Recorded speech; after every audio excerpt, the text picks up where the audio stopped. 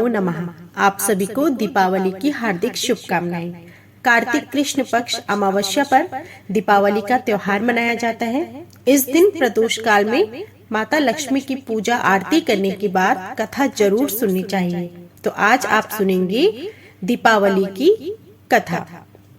एक बार सनत कुमार ने ऋषि मुनियों से कहा कि हे महानुभाव, कार्तिक की अमावस्या को प्रातः काल स्नान करके भक्ति पूर्वक पितृ तथा देव पूजन करना चाहिए।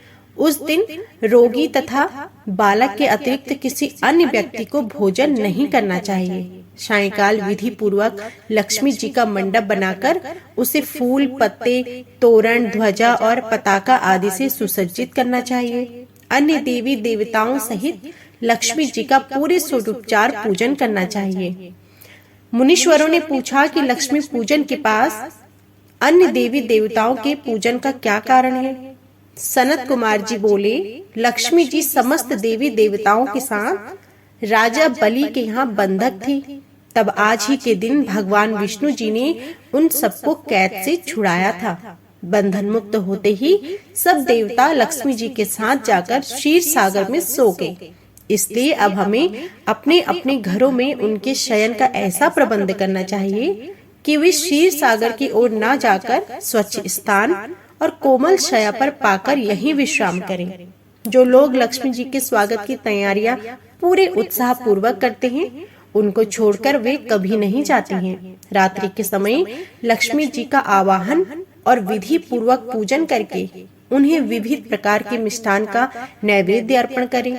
दीपक जलाएं। दीपकों को सर्वनिष्ठ निवृत्ति हेतु अपने मस्तक पर घुमाकर किसी चौराहे पर रखना चाहिए। राजा का कर्तव्य है कि नगर में ढिंडोरा पिटवाकर दूसरे बालकों को अनेक प्रकार के खेल खेलने की आज्ञा दे। बालक क्या क्या खेल सकते हैं, इसका भी पता करना चाहिए। यदि वे आग जलाकर खेलें और उसमें ज्वाला प्रकट न हो तो समझना चाहिए कि इस वर्ष भयंकर अकाल पड़ेगा। यदि बालक दुख प्रकट करे तो राजा को दुख तथा सुख प्रकट करने पर सुख होगा। यदि वे आपस में लड़े तो राजा युद्ध होने की आशंका होगी। बालकों के रोने से अनावृष्टि की संभावना करनी चाहिए। यदि वे घोड़ा बनाकर खेले तो मानना चाहिए कि किसी राज्य पर विजय होगी। यदि वे अन्न जल चुराएं तो इसका अर्थ होगा कि राज्य में अकाल पड़ेगा। एक बार एक साहूकार था। उसकी बेटी प्रतिदिन पीपल के पेड़ में जल चढ़ाने जाती थी। उस पीपल पर लक्ष्मी जी का वास था। एक दिन लक्ष्मी जी से साहूकार की बेटी ने कहा कि तुम मेरी सहेली बनोगी। उसने लक्ष्मी जी से कहा कि मैं कल अपने पिता से पूछकर बताऊंगी। पिता को जब बेटी ने बताया कि किसी पीपल के पेड़ पर एक सुंदर स्त्री मुझे अपनी सहेली बनाना चाहती है, तो पिता ने हाँ कर दी। दूसरे दिन साहूकार की बेटी ने लक्ष्मी जी को अपनी सहेली बनाकर स्वीकार कर लिया। एक दिन लक्ष्मी जी साहूकार की बेटी को अपने घर ले गई।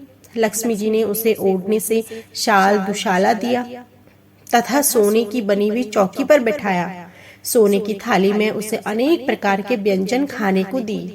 जब साहूकार की बेटी खा पीकर अपने घर जाने लगी तो लक्ष्मी जी बोली कि तुम मुझे अपने घर कब बुला रही हो? पहले तो साहूकार की पुत्री आनाकानी करने लगी, फिर तैयार हो गई। घर जाकर वह रूठकर बैठ गई। साहूकार बोला कि तुम लक्ष्मी जी को अपने घर आने का निमंत्रण दे दो, फिर उदास क्यों बैठी हो? तब बेटी बोली, लक्ष्मी जी ने तो मुझे इतना कुछ दिया है और वह बहुत सुंदर भोजन भी कराया, मैं उन्हें किस प्रकार खिलाऊंगी? हमारे घर में तो उनकी उपेक्षा कुछ भी नहीं है। गोबर मिट्टी से चौका लगाकर तुम सफाई कर दो। तब साहूकार ने कहा कि अपने से जो बनेगा उसी से हम सत्कार कर देंगे। तुम फौरन गोबर मिट्टी से चौका लगाकर सफाई कर दो। चौमुखा दीपक बनाकर लक्ष्मी जी का नाम लेकर बैठ जाओ।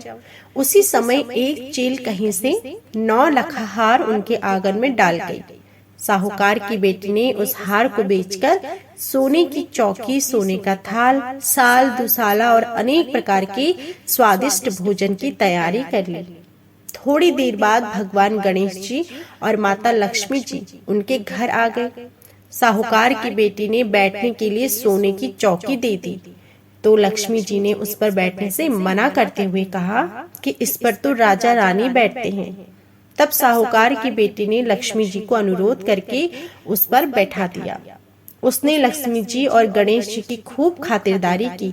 इससे माता लक्ष्मी बहुत प्रसन्न हुई और उनकी कृपा से साहूकार बहुत धनवान बन गया। इस प्रकार लक्ष्मी जी ने साहूकार और उनकी बेटी पर अपनी कृपा बनाई रखी। तो यह थी संपूर्ण दीपावली की कथा। उम्मीद करती हूँ आपको हमारी यह कथा जरूर पसंद आई होगी। कथा पसंद आई हो तो प्लीज वीडियो को लाइक जरूर कीजिएगा।